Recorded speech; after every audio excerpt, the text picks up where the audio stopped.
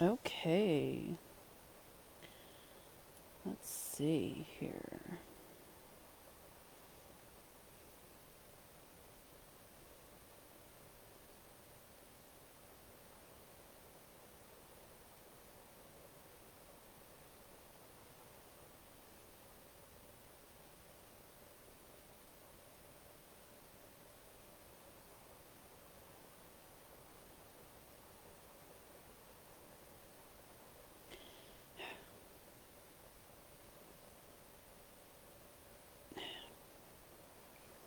How's my mic? Let me check it really quick. Sounds kind of low. Double check. Get my map set up.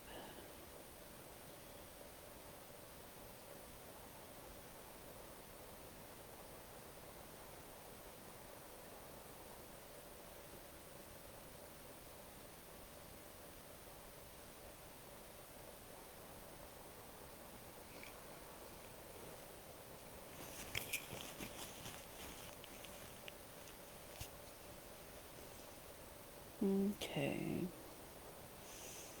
Got the map up, so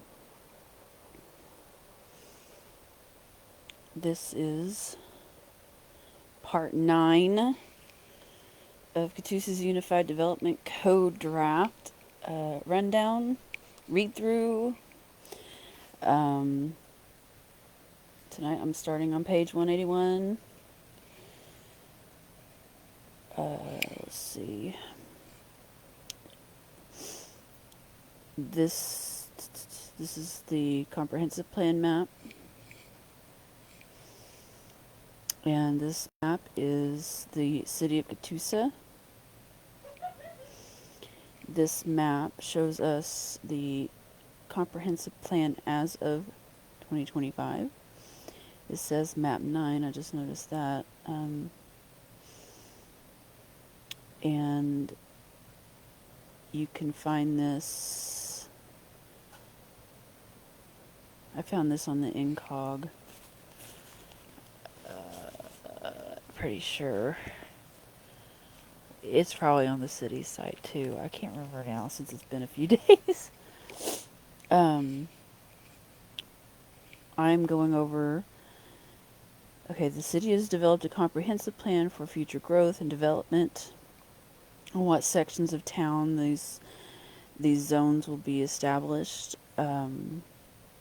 They have split the city up in zones and are going to develop based on this outline, I guess you might call it. The yellow is residential, the red is office, commercial, industrials in gray, public, quasi-public is blue, recreation spaces in green, agriculture is in white. Special districts are the pink colors. And the Unified Development Code talks a lot about these pink areas as well, and what makes them different than like regular residential, industrial, and business. And the one around Cherokee is called Old Town. And all the comprehensive plan is on the city website, which I will take you to now. And I can go back and refer to the map. Where's my city? Okay, share this tab. I said this is the City of Catoosa website. It is cityofcatoosa.org.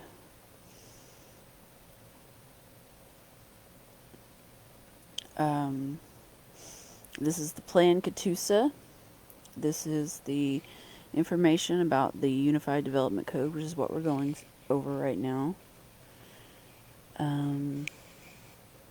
The comprehensive plan information.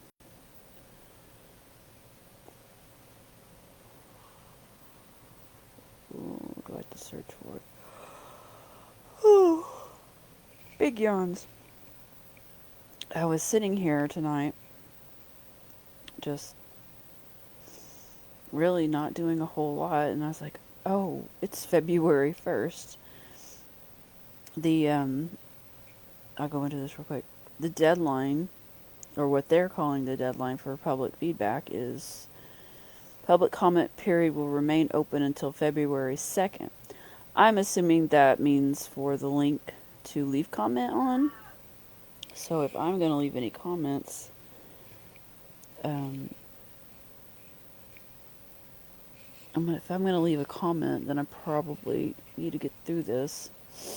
I'm reading through the code so I can understand what I understand about it. I'm not saying I understand everything about it, but if I at least don't try to read it for myself, then I'm really can't say much about it. So I'm just going through it, writing down things that kind of give me a question mark. And one second. This is weird. I double check.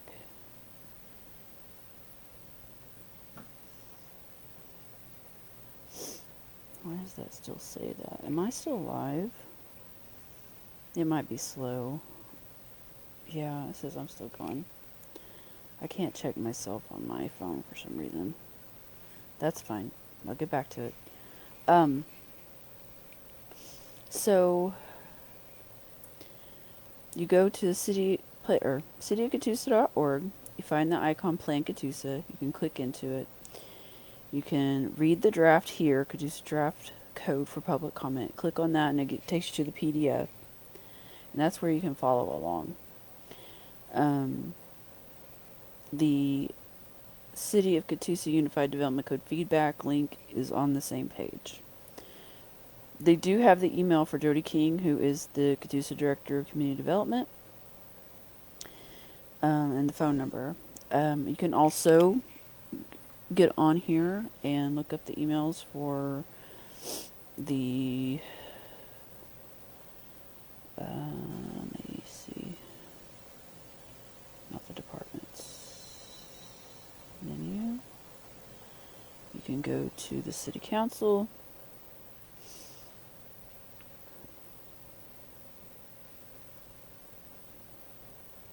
And you can look up the agendas.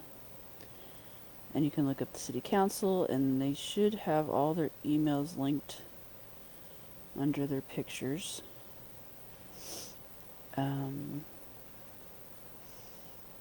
And our next City Council meeting is Tuesday, February, I guess tomorrow would be 2nd, so February 3rd. And you can read the agenda here. And I try to share these on CC as well, and the city does post them on the City of Catoosa Facebook page. So I click on City Council, I click on 2026, and I will see Council agenda here. And you can sign up to speak. You get 3 minutes.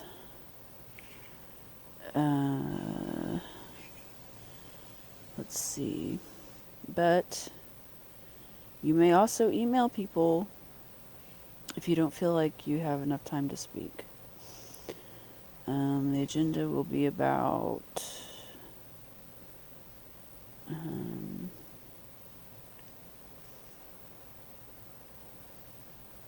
Crossroads Communications, Rainbow Fireworks Agreement, Liberty Fest,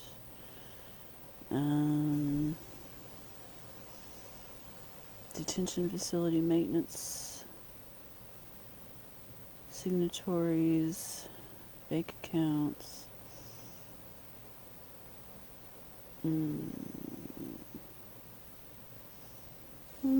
6 items. That shouldn't be too long.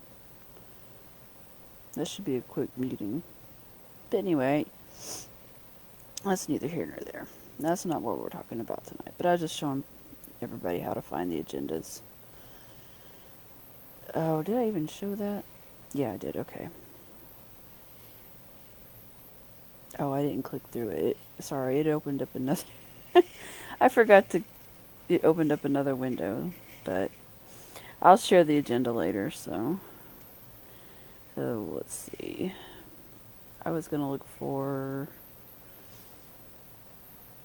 Mm, what's this one? Oh no, that's not it. That's not what I want. I don't want that. I'm just gonna have to look it up.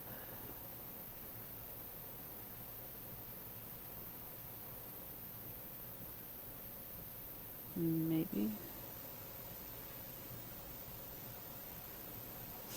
Guess I will. Okay. So I'll put in comprehensive plan. Comprehensive search.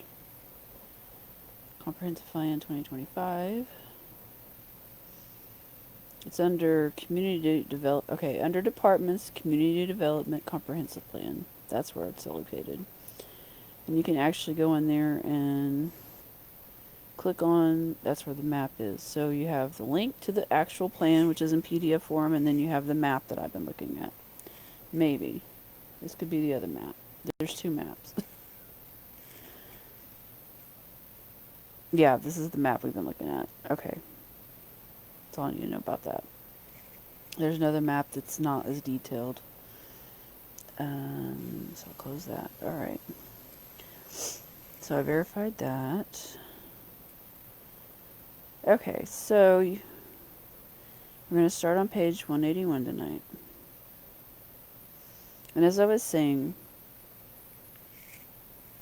the comprehensive plan was developed a few years back and voted on.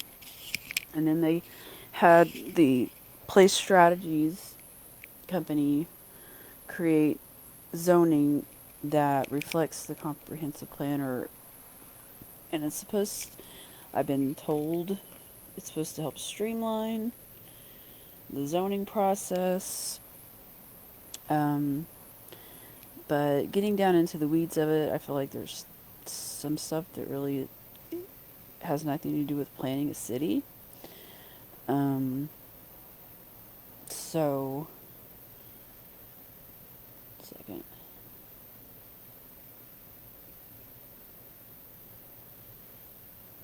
Okay. Let me make sure it's on the right page. Okay. I'm going to close out some of my links. Okay. Alright, so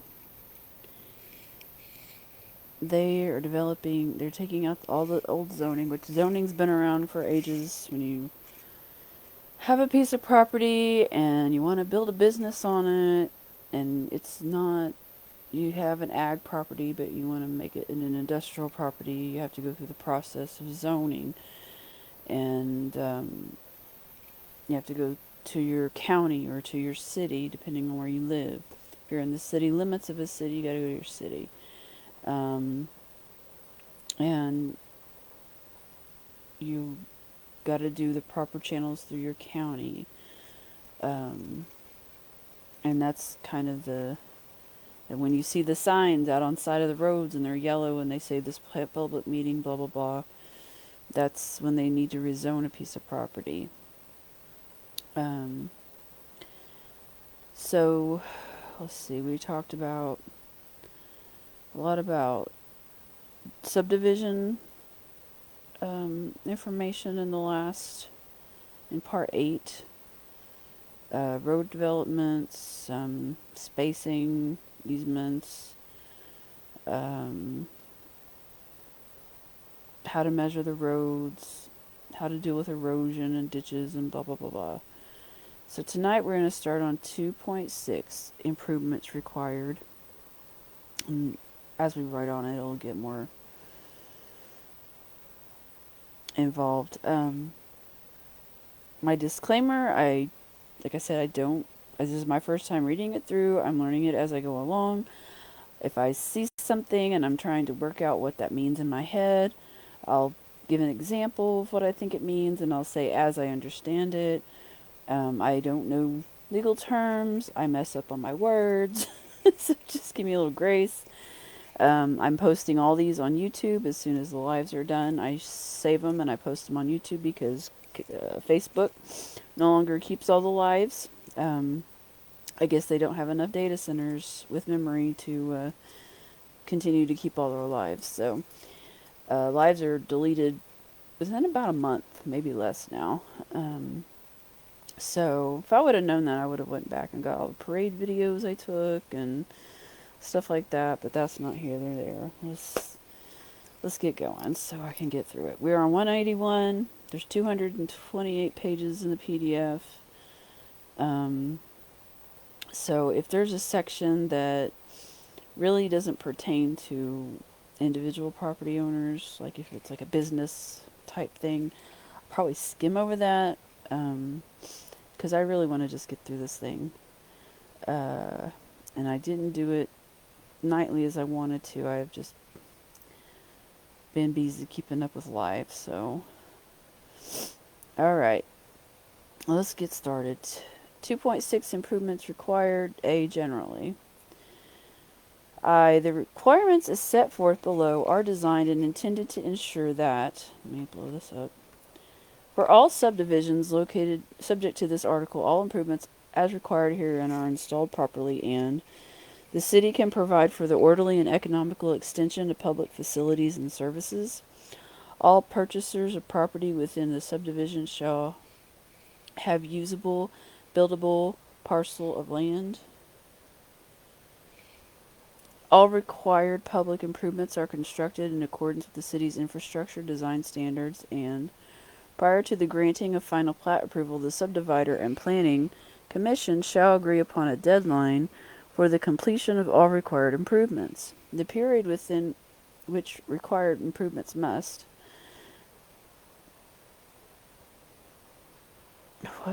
Prior to the granting of final plat approval, the subdivider and planning commission shall agree upon a deadline for the completion of all required improvements.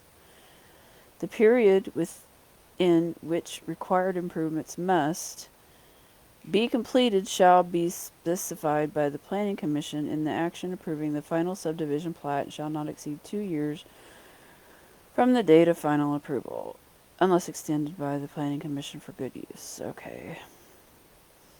Adequate public facilities policy. The land to be divided or developed must be served adequately by essential public facilities and services. No plat shall be recorded until adequate public facilities exist or provision has been made for water, wastewater, drainage, electricity, street, which are necessary to serve the development purpose, whether or not such facilities to be located within the property being platted or off-site, wherever the subject property adjoins undeveloped land, or wherever required by the city to serve the public good, utilities and streets shall be extended to adjacent property lines to allow connection of these utilities and streets to adjacent property owners.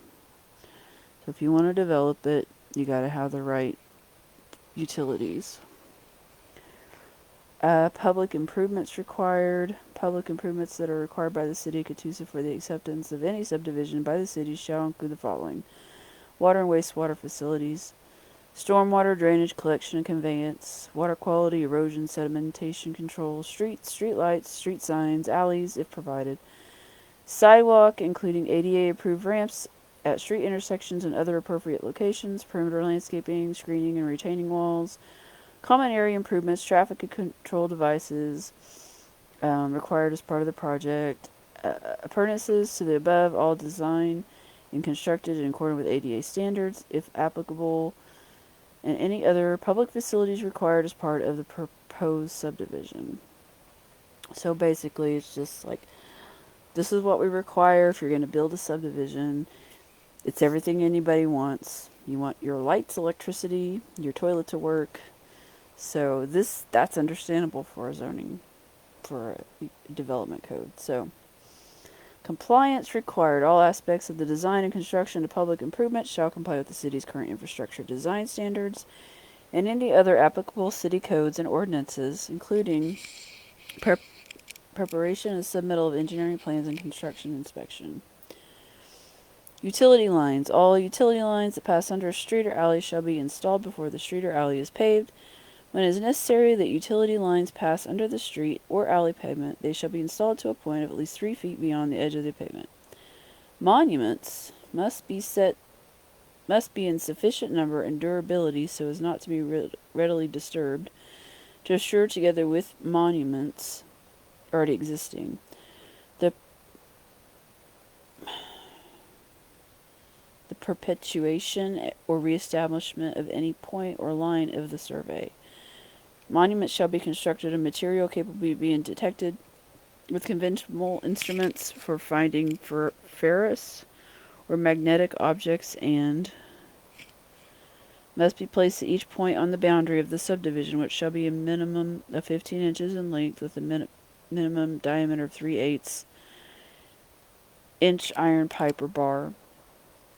Monuments must be placed at each corner lot in the subdivision and shall be a minimum of 15 inches in length with a minimum diameter of 3/8 inch iron pipe or bar. Monument must be placed along the center line of each street with the subdivision at all street intersections, points of curb, points of tangent, points of compound curb, points of reverse curb. Okay, I'm not going to talk about the details of how to put in a monument. Placement of monuments, brass caps. Okay, land surveying standards. Any monument set by a registered professional land surveyor to mark or reference a point on a boundary line or corner line must be permanently or visibly marked or tagged with durable markers in accordance with state regulations. Alright. Subdivisions containing 5 acres or more. Subdivision containing 5 acres or more shall have at least 2 monuments set by RPLS, if not already existing, for 2 corners of the subdivision. Okay.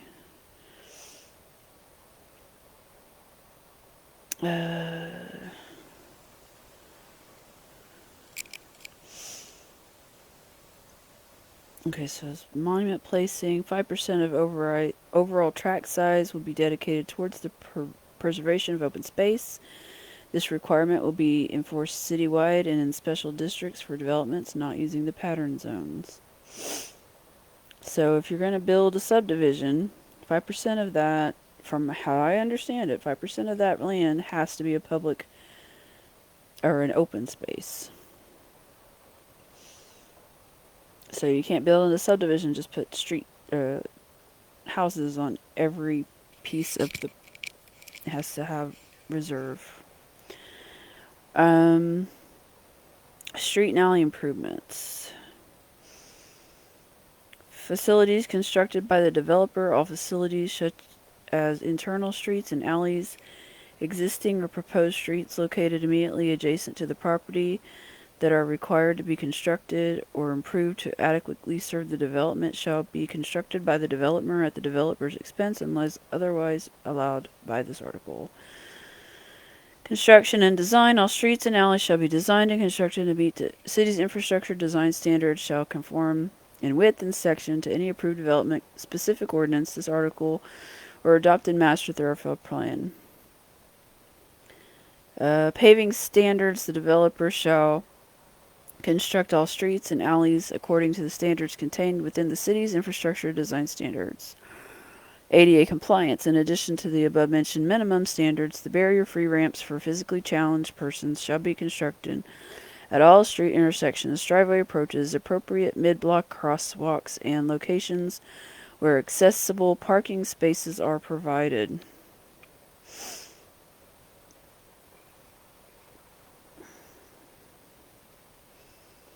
Where was I? I had to look away for a second. All barrier-free ramps and other accessibility considerations shall comply with the Highway Safety Act as amended and with the Americans with Disabilities Act as amended.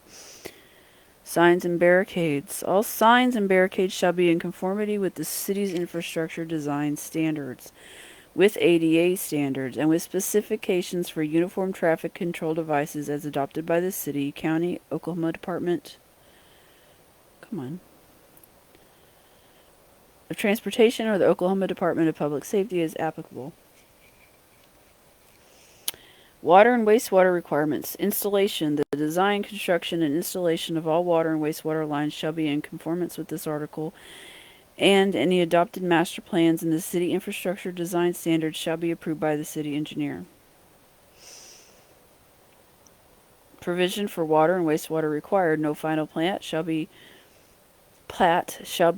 approved nor subdivision accepted within the city or its extraterritorial jurisdiction until the applicant, developer, property owner has made adequate provision for a water system, fire protection, and sanitary sewer system per the requirements of this article.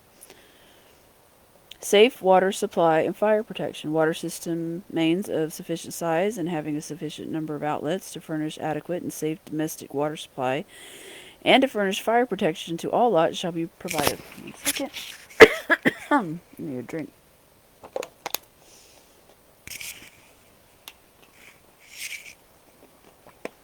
Alright. My mic ran away. Okay. Water and wastewater mains to property line.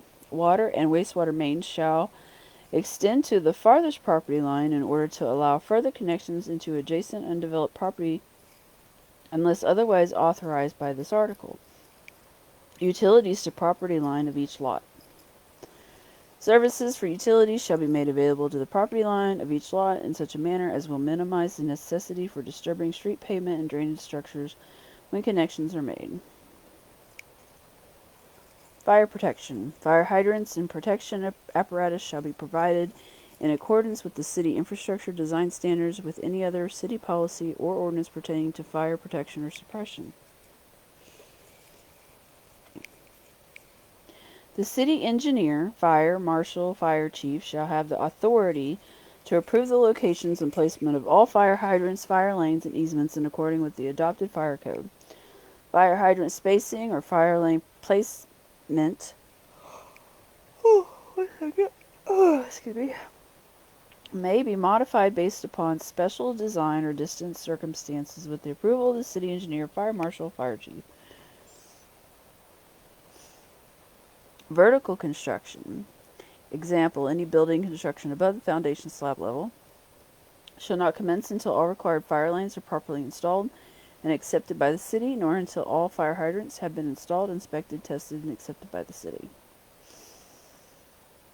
Storm drainage and water quality controls.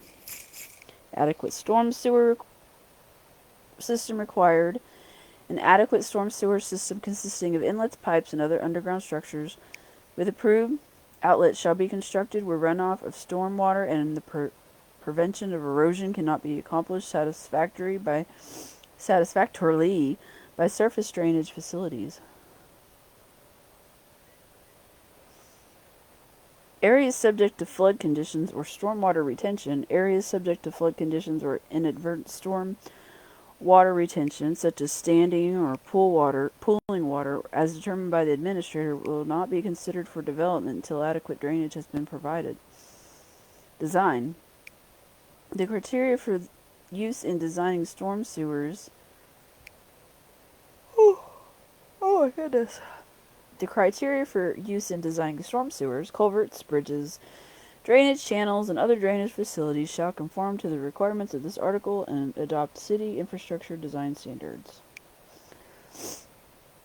Maintenance bond. The developer shall ensure all drainage improvements within public easements or rights-of-way are functioning properly prior to the expiration of the maintenance and performance bond. Responsibility. The developer shall be responsible for removing any significant building of sediments or debris from drainage improvements through maintenance, performance bond type period for the applicable facilities. City inspection. The city shall inspect the improvements to determine any maintenance or correction of deficiencies at the conclusion of this period. Private utilities. Utilities companies shall submit plans when constructing new overhead lines, underground lines, and upgrading existing lines within the rights of way. The city shall review and permit such plans Per the requirements in this ordinance, any applicable state laws and the city's infrastructure design standards. Non-emergency utility work shall be coordinated with the city's capital improvements plan to reduce the disruption due to construction to the community. Utility companies are not required to obtain permit in the event of an emergency in order to restore service. All subdivision plats shall provide for utility services such as electrical, gas, telephone and cable, TV utility, lateral or service distribution lines, and wires, including but not limited to street lighting, to be placed underground.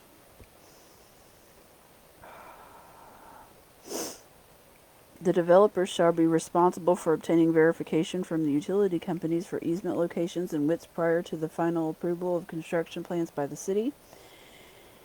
Any changes during construction shall be approved by the utility companies in the city. All utilities shall be placed within a corridor designated in utility plans, row or easement. Non-conforming utilities installed outside their designated corridor shall not be allowed. Acceptance of public utilities will not be made where other utilities encroach on the city's utility corridors. I'm going to read that one again. Developers.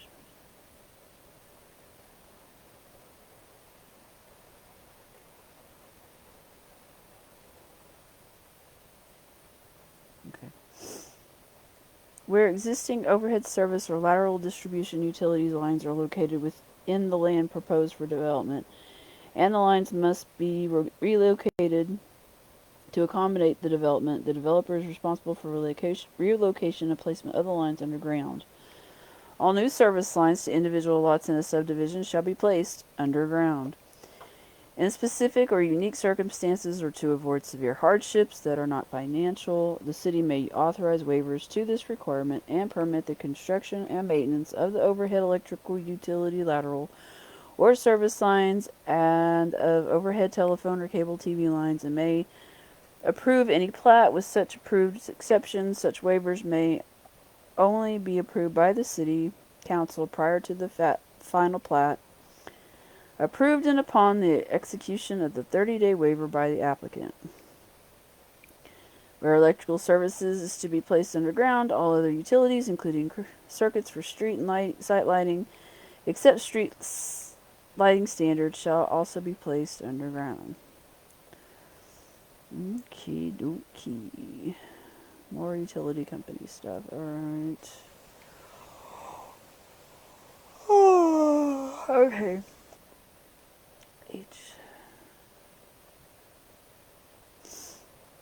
Each of the utility companies shall be responsible for developing administrative policies and cost reimbursement procedures for the installation and extension of their underground utilities. Each utility company shall have the right to change or recover costs associated with installing underground utilities in accordance with the respective utilities tariff for service and or line extension policy. No utility companies shall be required to begin construction of underground facilities unless and until the owner or developer of the subdivision has made arrangements with the respective utility company for payment in accordance with the respective utilities tariff for service and or line extension policy governing utility installments and their cost.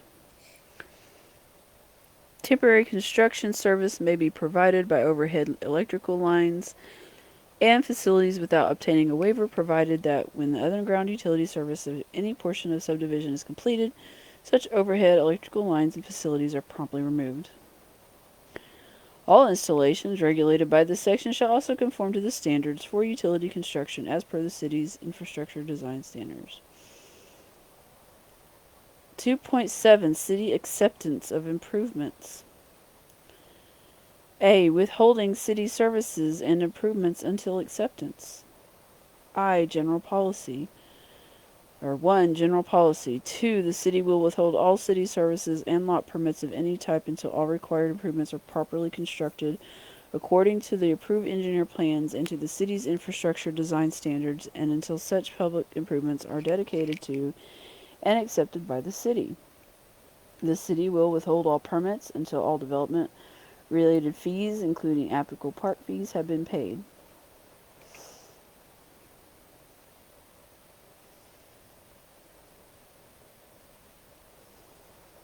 Guarantee to public improvements. In lieu of completion of the required public improvements, except for sidewalks, and prior to issuance of any building permit, the city council shall require that the subdivider file an improvement guarantee with the city clerk, approved as to form by the city attorney, to assure the actual construction of improvements according to the plans and specifications approved by the engineering department. All improvements shall be completed within a period of time not to exceed 2 years from the date of approval for the final plat by the planning commission and city council. The city council shall have the power to extend that deadline 1 additional year where the subdivider can present a valid reason for such extension. All improvement guarantees shall be one of the alternative forms listed below, shall be in the amount of 125% of the estimated cost to construct the improvements as determined by the engineering department, or 100% of the actual bid cost to construct such improvements, and with all other guarantees and conditions satisfactory to the city.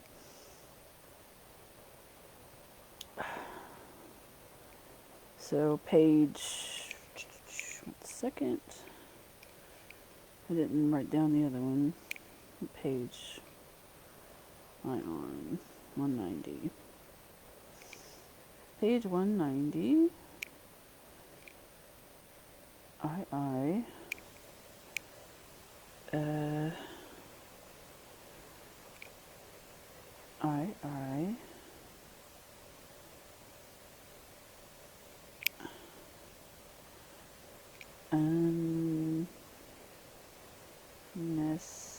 unnecessary period. Okay. No building construction shall be permitted, nor municipal utility service furnished on any lot which does not comply with these requirements. Alternative forms of improvement guarantees shall be as follows. Surety performance bond. The subdivider shall obtain a surety bond to do business with the state of Oklahoma. Escrow account. Subdivider shall deposit cash. Other instrument readily available convertible into cash at face value, either with the city or in escrow with a bank. I'm not going to read all that because this is about subdivision developers. No, what they're required to do as far as funding.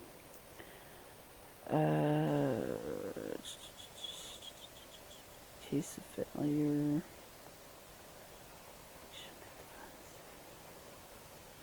The case of the failure or on part of the subdivider to complete said improvements, the bank shall immediately make the funds in said account available to the city for use in completion of those improvements. 1 second.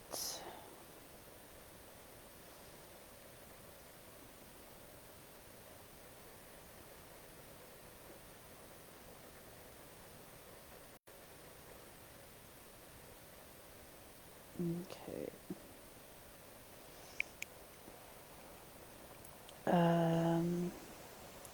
Letter of credit. The subdivider shall provide from a bank or other reputable institution or individual a letter of credit. What they're going to do with the letter of credit.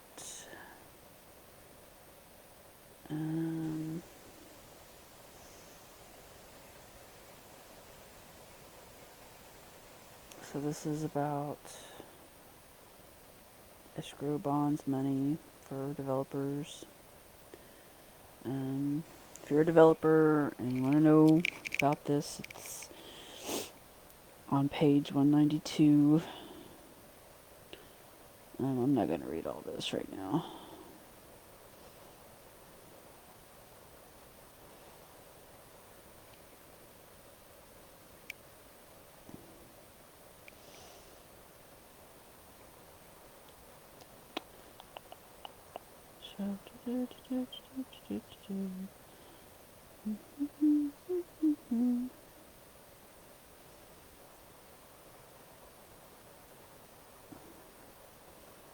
The city wants you to do your work and they're going to want you to pay for it.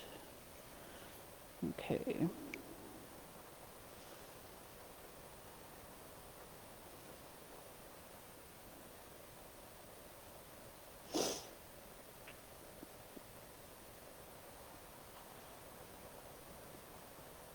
Okay, temporary improvements. Responsibility: the developer applicant shall build and pay for all costs of any temporary improvements required by the city, shall maintain such improvements for the period specified by the city. 1 second. Double checking my messages real quick.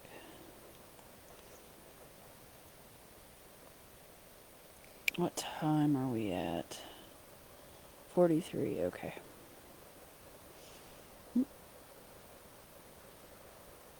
Still looking good over here. Yep, okay. Second.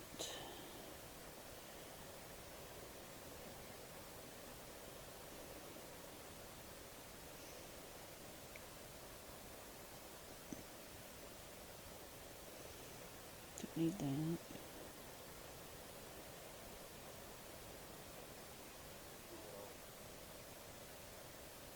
What was that? What was that? I heard a voice that wasn't mine. That was weird. Okay. Give me 1 second. I gotta text my husband now.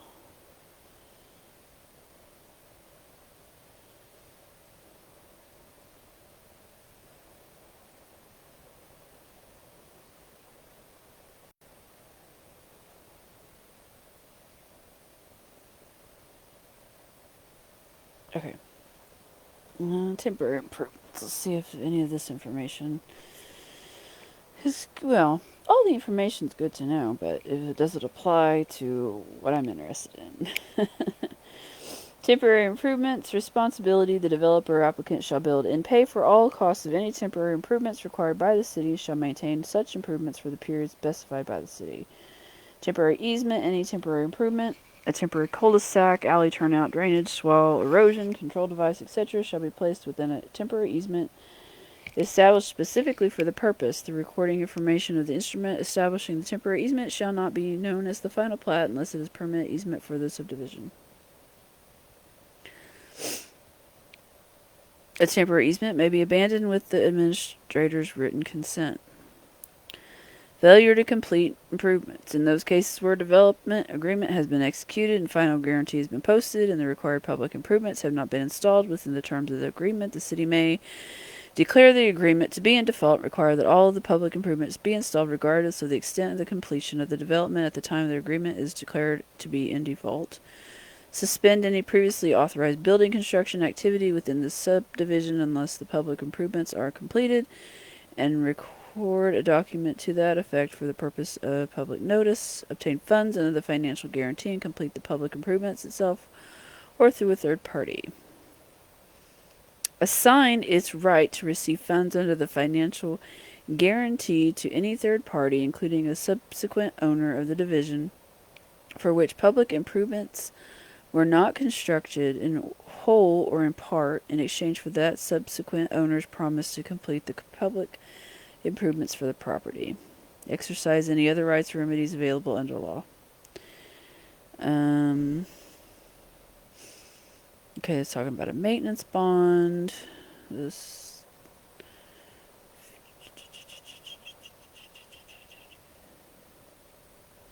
So this is more about developer requirements, finishing their work, and the financial stuff, how the city's going to enforce it.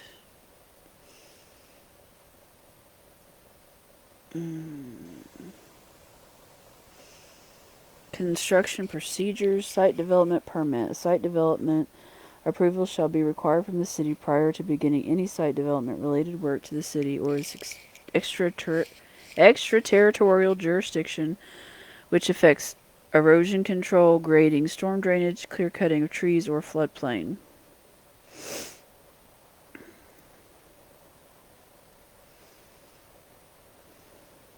Conditions prior to authorization. Prior to issuing a site development approval, the administrator shall be satisfied that the following conditions have been met. The preliminary plat has been approved by the Planning Commission. Oh, sorry. Any conditions of such approval have been satisfied. All required engineering plans and documents are completed and approved by the city. All contractors participating in the construction shall be presented with a set of approved plans bearing the stamp of approval for the city, and at least one set of these plans shall remain on the job. A complete list of contractors, their representatives on site, and telephone numbers where a responsible party may be reached at all times must be submitted to the city. All applicable fees must be paid to the city. Non-point source pollution controls, tree protection, all non-point source pollution controls, erosion controls, street protection measures, and devices shall be in place to the city's engineer's satisfaction prior to commencement of construction on any property. Inspection and acceptance of public improvements. The developers shall provide inspection service per the city's standards to ensure that the construction is being accomplished in accordance with the plans and specifications approved by the city.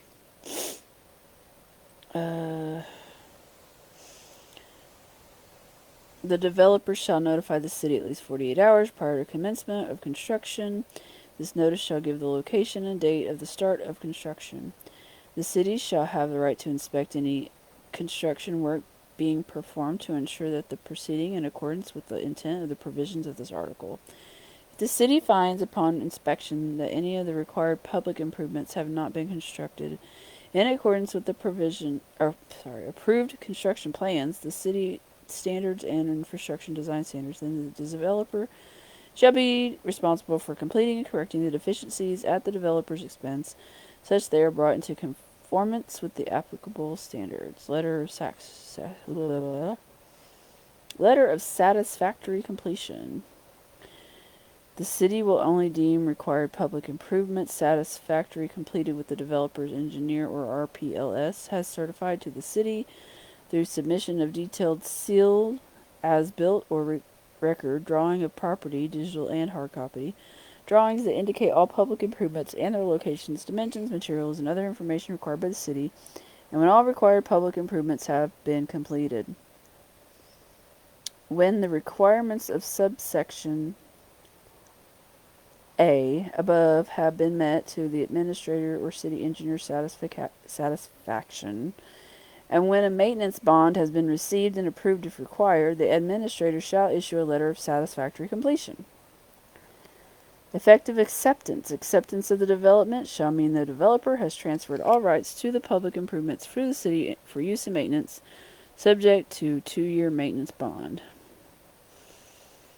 Issuance of building permits and certificates of occupancy. Building permit. A building permit shall only be issued for a lot, building site, building or use of the lot or building site has been officially recorded by final plat approved and filed per Article 3 review procedures, and after all public improvements have been completed per this article, VII. Notwithstanding the A above proof, a permit may be issued outlined below, provided that an agreement providing sufficient financial guarantee is approved for the completion of all remaining public improvements.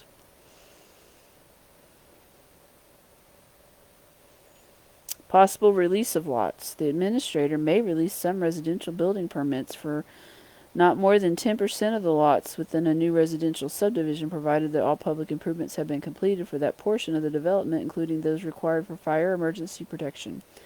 No lot may be sold nor title conveyed until the final plat has been recorded with the appropriate county. A certificate of occupancy shall only be issued for a building or the use of a property after a final plat has been approved and filed per Article 3 review procedures, and after all subdivision improvements have been completed and accepted. Notwithstanding above, a certificate of occupancy may be issued provided that an agreement providing sufficient financial guarantee is approved for the completion of all remaining public improvements, and provided the structure is safely habitable in accordance with the city's adopted building codes. No lot may be sold nor title conveyed until the final plat has been recorded with the appropriate county. Oh, here we go. Article 8, signage regulations. I've been waiting on this one. Oh my gosh. Okay. All right. Purpose and intent. Exterior signs have an immediate impact on the character and streetscape of the city. As a clearly visible part of the urban environment, signs may attract, distract, or repel the viewing public affect the public safety of pedestrian and vehicular traffic and may negatively impact the character of residential neighborhoods. For these reasons, this chapter establishes minimum standards to promote life, health, safety, and welfare, convenience, and enjoyment of the public by regulating the design, quality of materials, construction, location, electrification, and maintenance of all on-premise business signs and advertising devices visible from public right-of-ways. Applicability. All signs not exempt herein, see Section 903, exempt signs, shall comply with the provisions of this chapter. All signs shall also comply with all other applicable provisions of other regulations of the City of Catoosa. Permit and removal bond required. Unless otherwise provided in this chapter, it shall be unlawful to construct, modify, or relocate any sign without first obtaining a sign permit. No sign shall be constructed unless it complies with all pertinent codes, including but not limited to the electrical and building codes. The construction of signs larger than 500 square feet in display surface areas requires the posting of a removal bond, which shall be submitted with the building permit applicable in an amount as specified herein, certified by a registered professional engineer licensed to practice in the state of Oklahoma. The amount of said bond shall be sufficient to remove and dispose of said sign in the case that it becomes unsafe, dilapidated, deteriorated, or abandoned, and shall be in an amount of 125% of a said engineer's estimate to remove and dispose of such a sign. The City of Catoosa shall be made the beneficiary of said removal bond.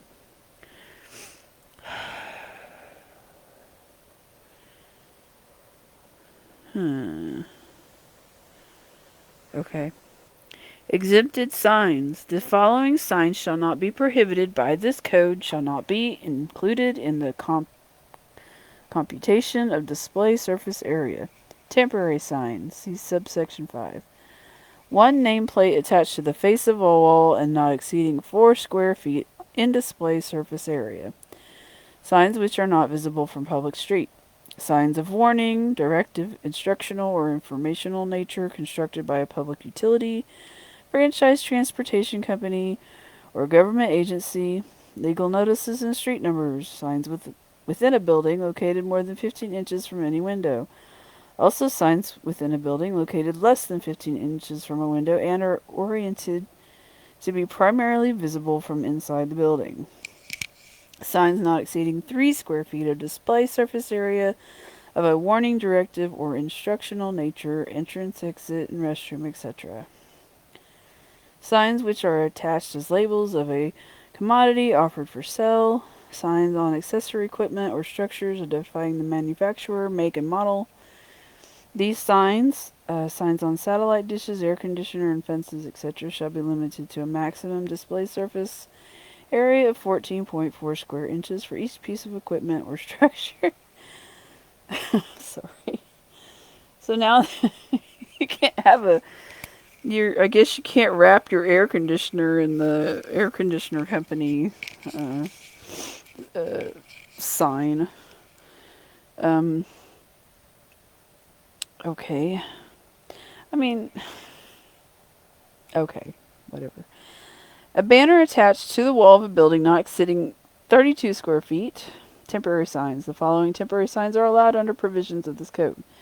Special event signs, which advertise or promote a special event, shall be allowed for 30 days, shall be removed within 48 hours after the termination of the event.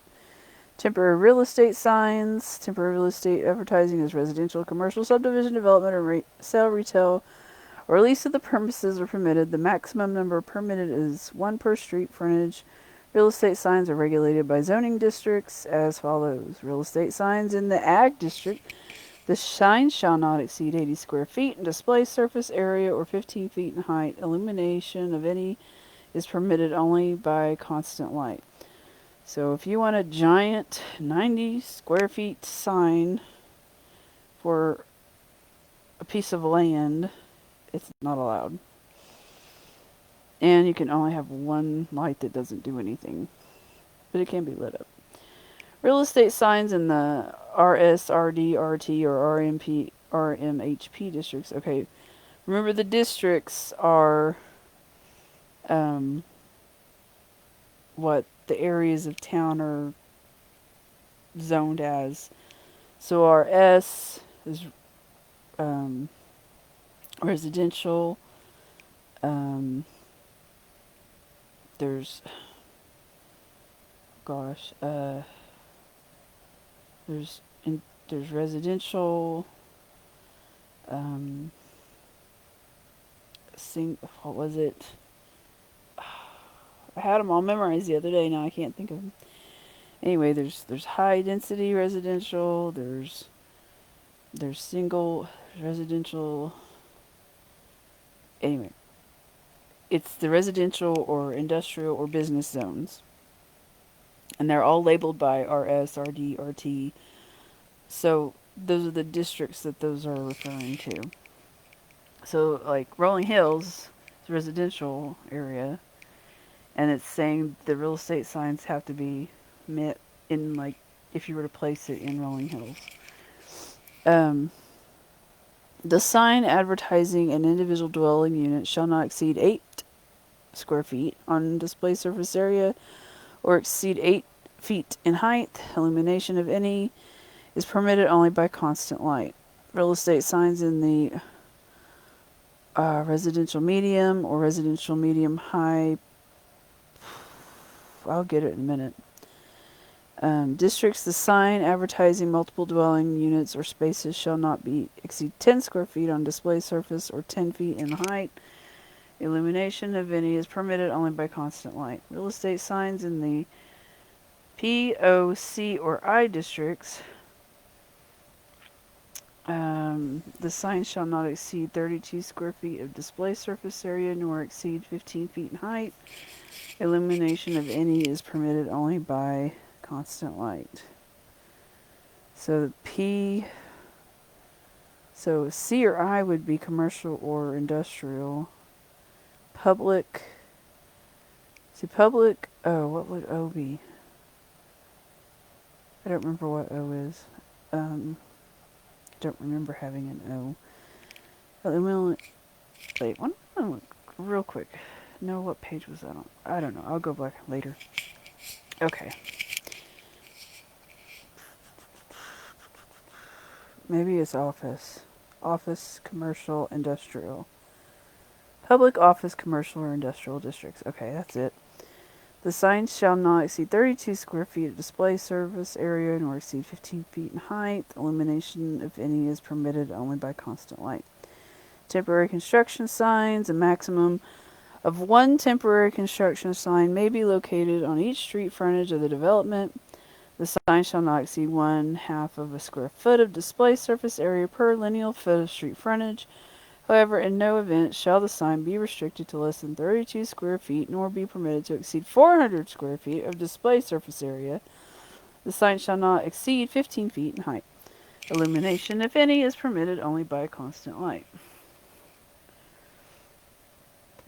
Construction of signs in residential districts are regulated as follows. During the initial period of construction, not to exceed 18 months, a sign advertising the construction of improvements on the premises may be constructed on each perimeter street frontage of the development. After the initial period of construction, the construction of sign display surface area shall be reduced to not exceed 8 feet in height nor 8 square feet on display surface area.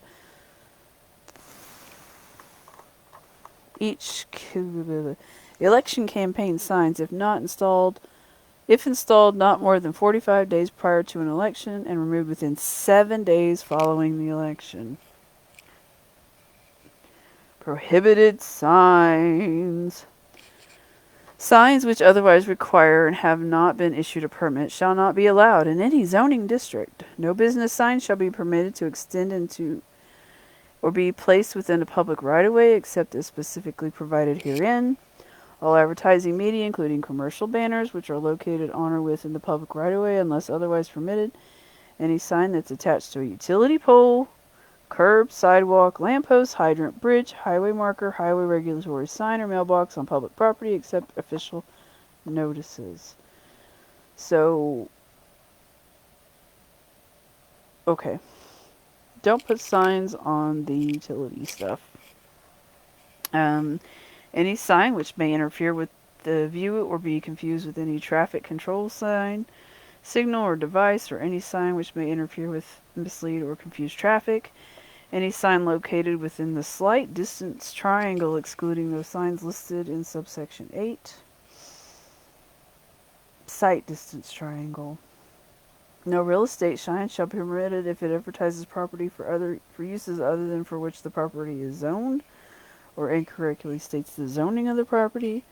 No sign may be painted or mounted on the roof of any structure. Roof signs lawfully existing on the effective date of this code or amendment hereto are regulated by Article 3, Nonconformities. Outdoor advertising signs shall not be allowed in any zoning district. Outdoor advertising signs lawfully existing on the effective date of this code or amendment here are regulated by Article 3. General use conditions for business signs. The number of signs, total aggregate display surface area, and display surface area of all faces of all signs, location of and design standards, excluding any signs exempt by subsection 8.3 on any lot or any street frontage shall adhere to the restrictions established in this code. The maximum number of businesses ground signs permitted per lot of record as designated for each zoning district.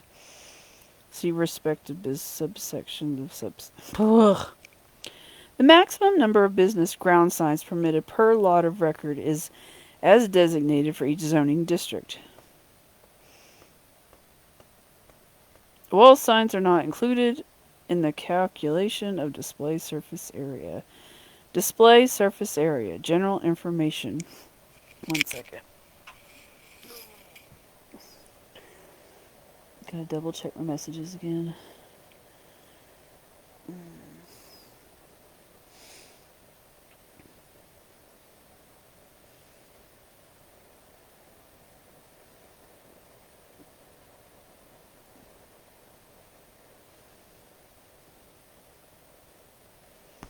Okay.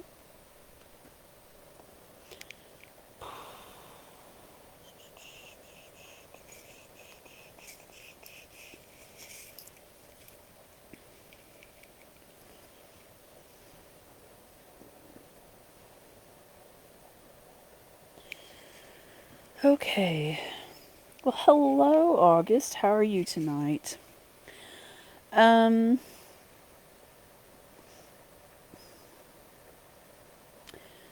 Ground signs. The display surface area shall be determined by the area enclosed by the minimum rectangles which fully contains all extremities of the sign. Exclusion of its supports, the rectangles to be calculated from an orthographic projection of the signs viewed horizontally. A viewpoint of this projection is to be taken which gives the largest rectangle of that kind as the viewpoint is rotated horizontally around the sign. If elements of the sign are movable or fixable, the measurement shall be taken when the elements are fully extended and parallel to the plane of view.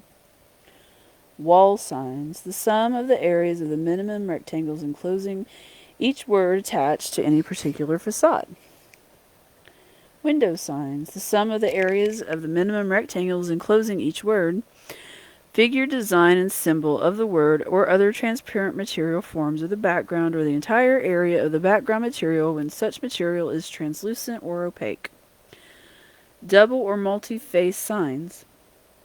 Unless otherwise specified, only one side of a double-face sign shall be included in a calculation of sign area. However, the area of each additional sign face shall be calculated as another sign. Multiple signs on a single structure. When a business has more than one sign on a single structure, the sign area shall be calculated by the individual geometric shapes of each sign.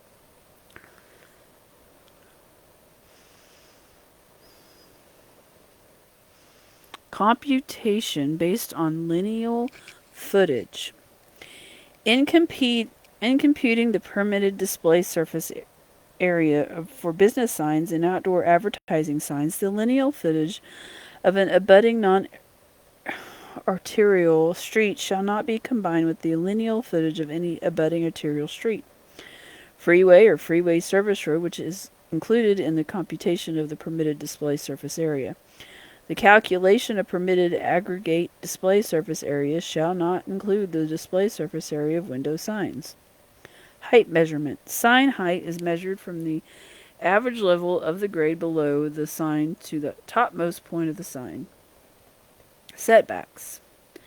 Signs and all parts thereof shall be set back from the center line of an abutting street 1/2 of the right-of-way with designated on the major street and highway plan, or 25 feet if the street's not designated on a major street or highway plan. Signs other than those permitted on our district, if visible from our district other than a street, highway, or freeway right-of-way, or visible from a designated residential development area of a PUD, shall be set back from such district or area a minimum distance of 50 feet. Signs with the display surface area larger than 300 square feet, which are visible from our district other than a street, highway, or freeway right-of-way, or if visible from a designated residential development area of a PUD, shall be located at least 300 feet from said district or area. Signs shall be set back a minimum distance of 10 feet from a freeway right-of-way. Oh, it ends there. General standards. A wall or projecting sign shall not extend above the top of the parapet or building wall to which it's located. However, in instances where the height of the parapet or building walls, where construction or architectural fixtures will not permit a wall sign of 3 feet in height, said sign may extend above the parapet or building wall a distance which will permit a sign of 3 feet in height. No sign is permitted to be located upon or constructed within a required parking space or loading berth, nor may a sign cause any hazard to motor vehicle or pedestrian traffic exiting, entering, or traveling within the site to which it's located. No sign shall be permitted to the right-of-way of any public street unless approval is given by the board.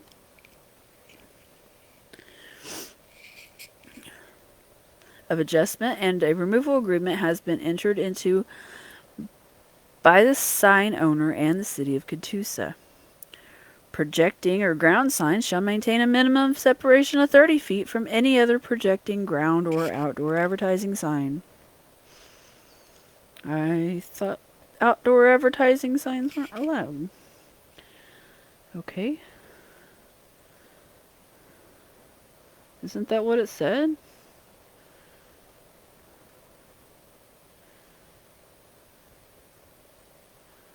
One second.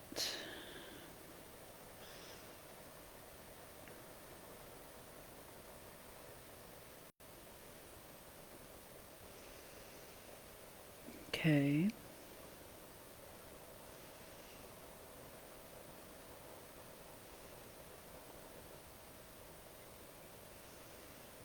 Okay, so new outdoor advertising signs shall not be allowed in any zoning district.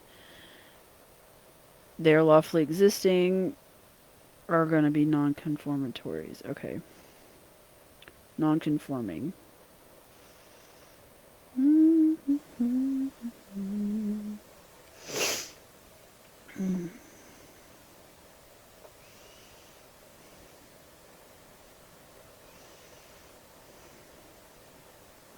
Okay.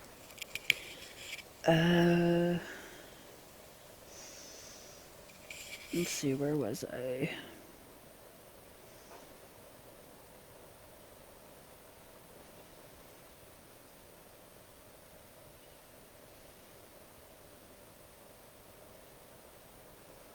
Okay. Illumination. The light from any permitted illuminated sign shall be shaded, shielded, or directed so the light intensity or brightness will not be hazardous, objectionable, or pose a nuisance as regulated by Section 8 of the Catoosa Code of Ordinances to the adjacent or surrounding areas. So, who defines objectionable? The illumination which results from a lighted sign shall not exceed 70-foot candles measured at 2 foot distance. Strobe lights, beacons, or revolving lights are prohibited if visible from a public street. Business sign restrictions by zoning district. Business signs shall conform to the standards established in this section in addition to those applicable standards set forth elsewhere in this code. Business signs in AG, agricultural districts. One bulletin board may be constructed on each street frontage of an educational, religious, institutional, or similar use requiring announcement of its activities as follows. The bulletin board shall not exceed 32 square feet in display surface area, nor 20 feet in height, and illumination, if any, is permitted only by constant light. One identification sign may be constructed on each street frontage of a permitted non-residential as follows. The sign shall not exceed 32 square feet of display surface area, nor 20 in height, and illumination, if any, is permitted by constant light. Temporary real estate sign. See subsection 5. Temporary construction sign. See subsection 5. Signs or accessory equipment. See subsection 4. Signs in residential districts. One bulletin board may be constructed on each street frontage of any educational, religious, institutional, or similar using requiring announcement of its activities as follows. The bulletin board shall not exceed 32 square feet in display surface area, nor 20 feet in height, and illumination, if any, permitted is only by constant light. One identification sign may be constructed on each perimeter street frontage of a multifamily development, manufactured home park or subdivision, single-family subdivision, or permitted non-residential as follows. 1. The sign shall not be restricted to less than 32 square feet in display surface area and shall not exceed 50 square feet of display surface area nor 20 feet in height, and illumination, if any, is permitted only by constant light. Temporary real estate signs, see subsection 5. Temporary construction signs, see subsection 5. Signs on accessory equipment, see subsection 4. Business signs in the commercial district shall be regulated as follows. No more than one sign may be constructed per each street frontage of a lot. The sign shall not exceed 50 square feet of display surface area. Ground signs in the commercial district shall not exceed the height of the building on which the principal use is located, or 20 feet, whichever is lower, and illumination of any, if any, is permitted only by constant light. Temporary real estate signs, see subsection 5. Temporary construction signs, see subsection 5. Business signs in the OT and LC local commercial district. A maximum of one sign per 150 square feet of arterial street frontage, excluding wall signs, is permitted. Ground or projecting signs. One shall not exceed 25 feet in height, measured from the mean curb level or average ground level of the lot upon which it's constructed. However, in those cases where the abutting street is designated for state highway, U.S. highway, or interstate highway, the maximum permitted height is 45 feet. In these cases where the abutting street is a designated U.S. highway or interstate highway and signs are requested taller than 45 feet, approval of such signs requires approval of a special exemption from the Board of Adjustment. Ground projecting and roof signs. Ooh, we are at 2:05, y'all. Where are we at in time? 1:17. Oh, not even an hour and a half yet. Okay. Let me take a quick drink break.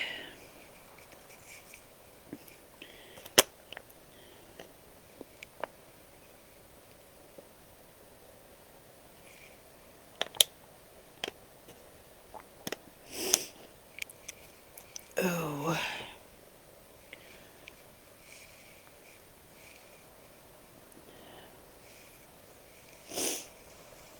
All right.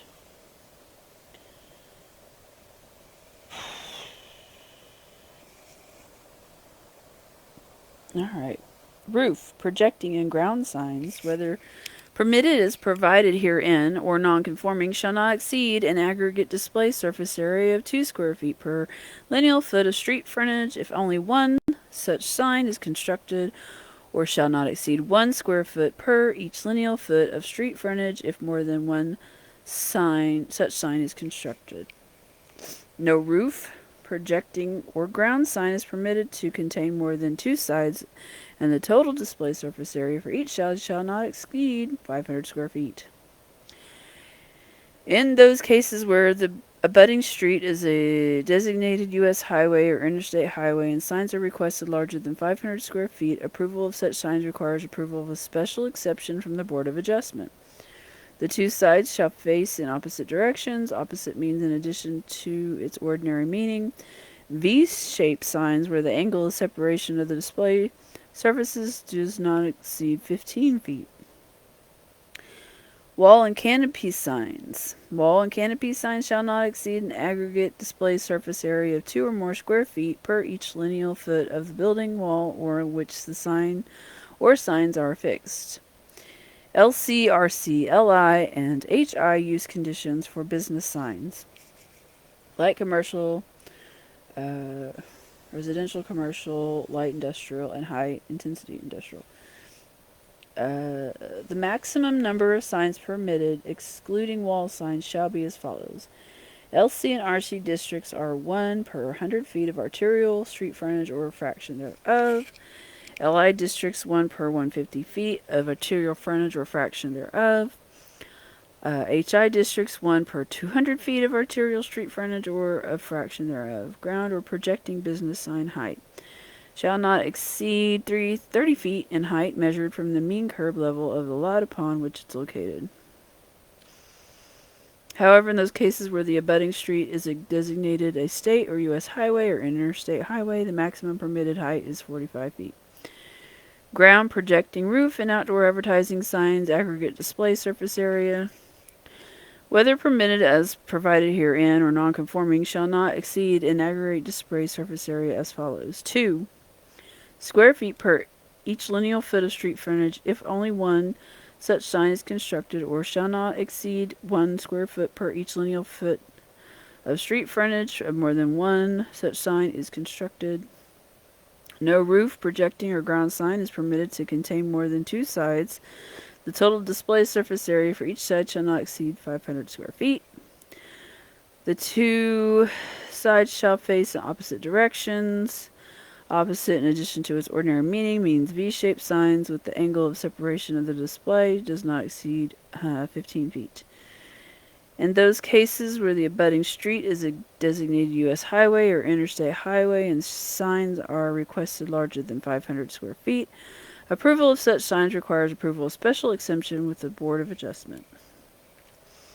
Wall and canopy signs shall not exceed an aggregate display surface area of 3 square feet per each lineal foot of the building wall to which the signs or signs are affixed. Flashing, digital, changeable copy, running light, animated, twinkling, revolving, or rotating signs or signs with movement.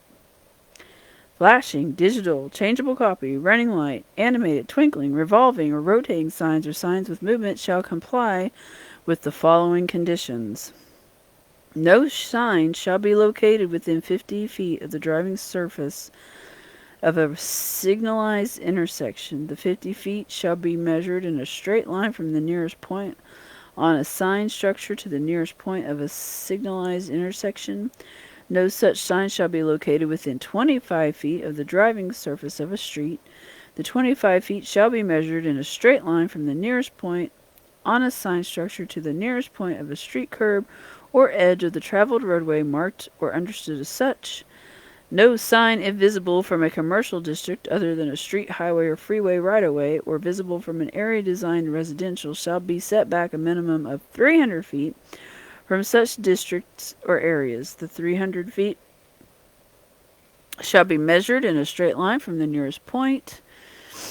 I'm going to read that. Let's say, no such sign, if visible from an agricultural residential district other than a street, highway or freeway right-of-way, or visible from a designated residential development area, shall be set back of 300 feet from such districts or areas. Okay, that's how you measure the 300 feet. No such sign shall exceed an illumination of 70-foot candles measured at 2-foot distance. No such digital sign shall display an illuminative brightness exceeding 500 nits at any time between 1/2 hour after sunset until 1/2 hour before sunset, or 6,500 nits between 1/2 hour before sunset and 1/2 hour after sunset, prior to the issuance of any permit for the installation, testing, maintenance, or use of any digital sign. The operator shall provide written certification that illuminative brightness of the display shall not exceed 500 nits at any time between 1/2 hour after sunset until 1/2 hour before sunrise. 1 second.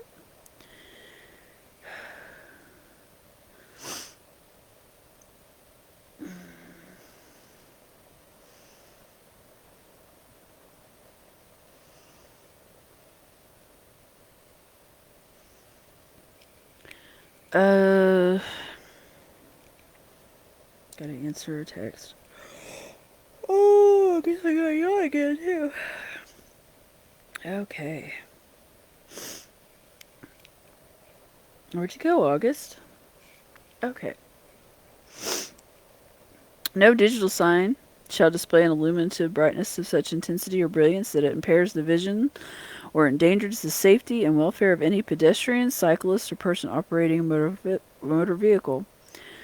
No such digital sign shall resemble or simulate any warning or danger signal from any official traffic control device, signal or light.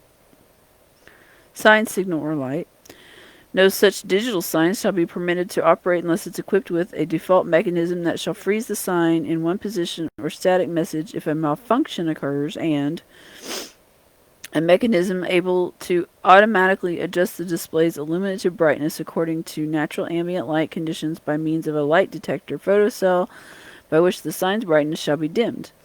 Conditions establishing the minimum dwell time and maximum illuminative brightness levels for digital signs stated in subsection F shall be subject to future modification and regulation in the exercise of the city's police powers, and no vested right shall ever be created in these conditions. What?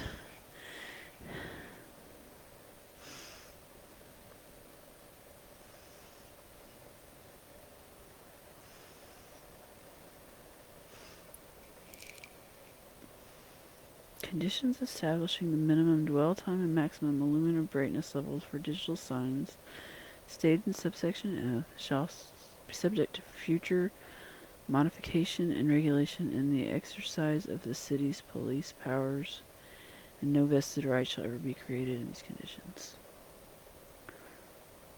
Alright. Maintenance. All signs together with all other structures and components shall be kept in good repair and be maintained in a safe condition. All sign sites shall be kept in a neat and attractive condition. The structure and display areas shall be kept in a neat and attractive condition. Removal of abandoned or derelict signs. Removal bonds shall be required for all signs larger than 500 square feet on display surface area as required as section 8.3-C. Non-conforming signs for informational relative to non-conforming signs. See Article 3, Nonconformities. Okay, this is the definition area, so let's see. Okay, I don't think I'm going to read through the definitions. Because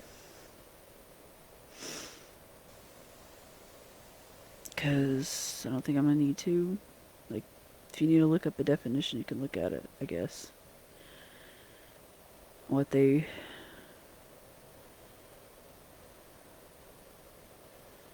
How they define the, yeah, these are definitions. So maybe, just maybe, a berm is a mound of earth raised to provide screening or improve the aesthetic character. Okay. Billiard center.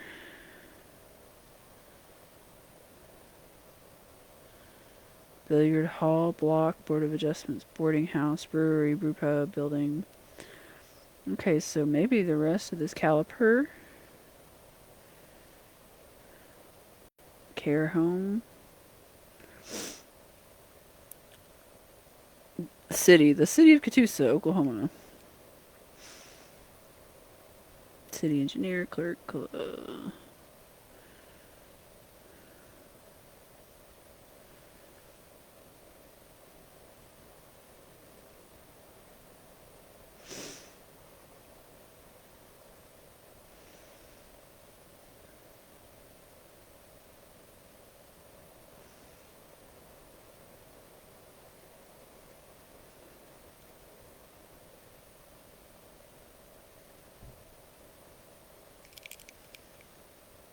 Let's see. Hold on.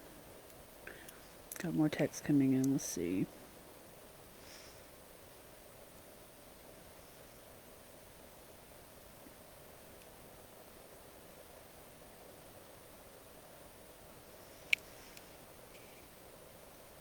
All right.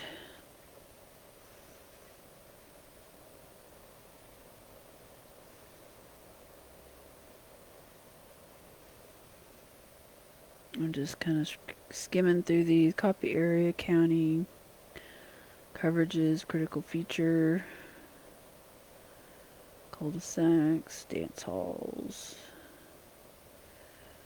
deeds of dedication, development. Okay.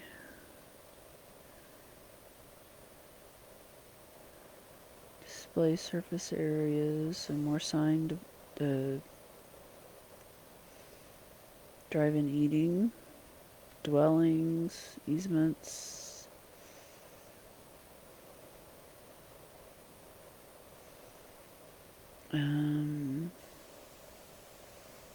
Yeah, let's see. Let's shrink this down a little bit. And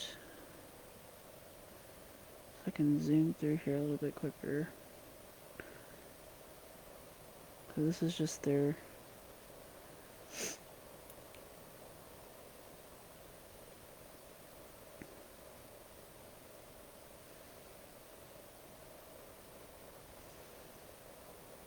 kennel stuff.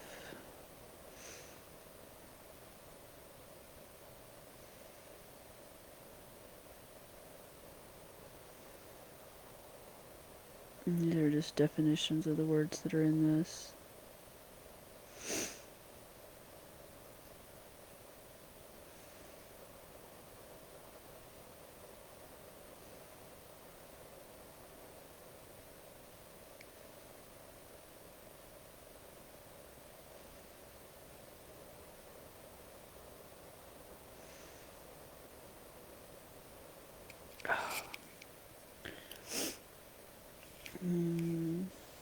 So maybe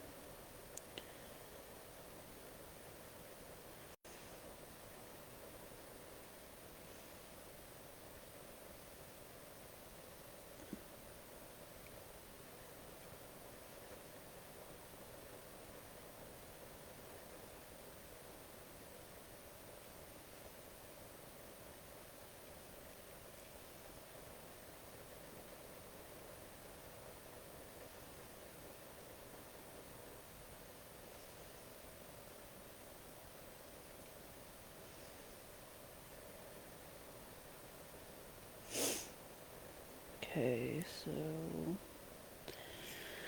I think it's like it's there. Special exemptions, star construction, streets, structure stories. 226 travel trailers variants. Okay, yard. Is that it? 226. Regulation. Exhibit A regulating plan. Old Town Edge, pedestrian priority. Pedestrian friendly. What is... Oh, it's just Exhibit A. Okay. So it's just a legend of... This is the Old Town. from, let's see, well, they've got Old Town Core. For blue, they've got from Antry, Elm, 66, there's Denbo, there's Rice and Patchy, which is Rice. And then like Reesers and stuff is over here. So this area is going to be considered Old Town. And then the blue is the edge of Old Town, which includes, let's see, the school, this stuff right here down to Pine, in this area right in here, and then 66 frontage is here, and then priority for pedestrian and friendly. Okay, yeah, on partial boundaries. So basically, this is the area they want to create into an old downtown, basically. And I've talked about it a few times in the other lives. And there's pictures in the comprehensive plan. Basically, think about, downtown Broken Arrow, how they've renovated it, and a little bit of Claremore.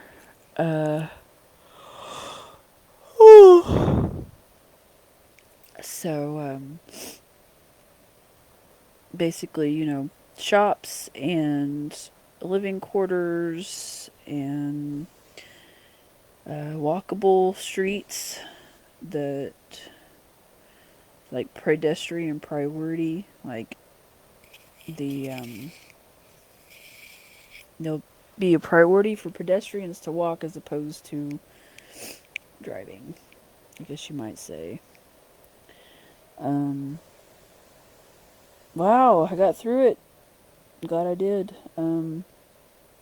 So yeah, there is the Catoosa Unified Development Code draft.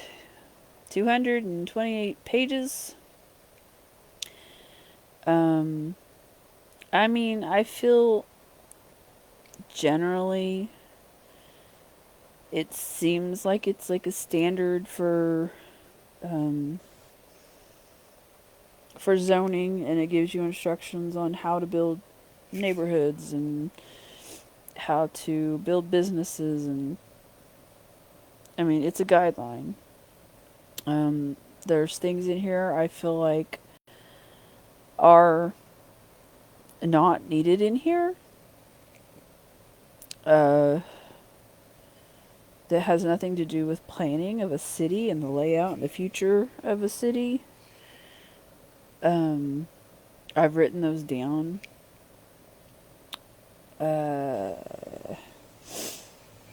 I don't know about, I mean, I just read through the sign stuff, which I'm curious about some of it. I'd have to go back and read it and think about it, because when I think about the sign stuff, earlier on, it went over, probably in the first or second live, it went over the signs that are already built, that when this code is voted on, that they will be called non-conforming. They're not going to be forced to be taken down necessarily, but if they're damaged up to a certain percentage that they need to be replaced, then the owner would have to build it to be a new sign which conforms to the zoning code. But it said stuff about if it's non-conforming, which I guess if it's illuminated in a way that's non-conforming to the new zoning code, to the new code, then that sign will have to be turned off. Now, this says for businesses and residential. I don't know what the city considers the school, if it considers it a business. I just am curious about, like, the field sign, because, it points toward, the football field sign has LEDs on the back, facing the hotel, and that sign, I haven't looked recently, but it has had issues in the past. And then the school put up the new LED sign that was given to by, was donated by the Cherokee Nation, and it's illuminated. It's got lights and it's got digital display, LED display. So, and I don't know what the old sign. That's the thing about this zoning, this new development code. I don't know what the old one looks like. I don't know what to compare it to. Um, I don't know like when it was last dated. I'm assuming that um, they just probably updated their old one up until they decided that the city needed a new comprehensive plan. Um, so yeah, that's where we're at. I am going to go back through my notes and think about this a little bit. Um,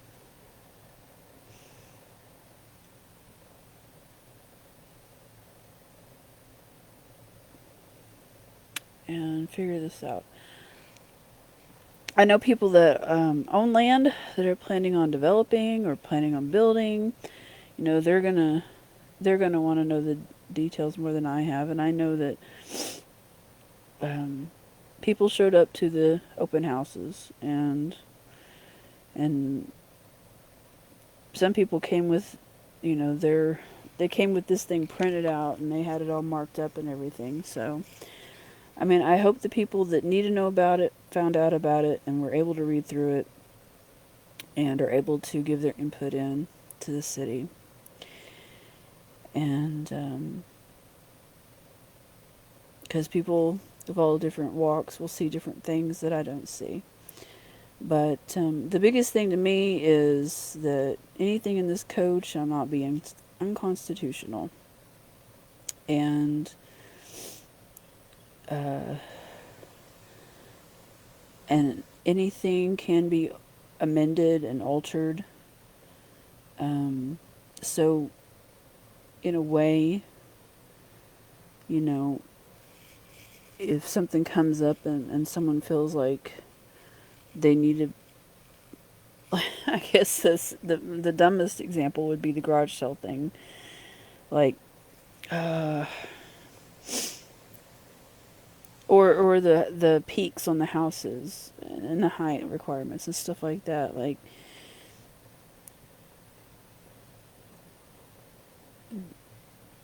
the development of the city,